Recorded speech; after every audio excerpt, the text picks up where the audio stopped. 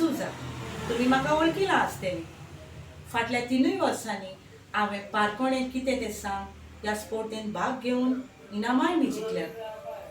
गोंयची परंपरा आनी दायज सांबाळूंक शिकालीम बायो-क्रुसेडर्स भारी वावुरतात आनी देवाच्या आदारान आनी बेसांवांनी आयज ती 4थ्या वर्सांत म्हणजे 4th एडिशनाक पावल्या.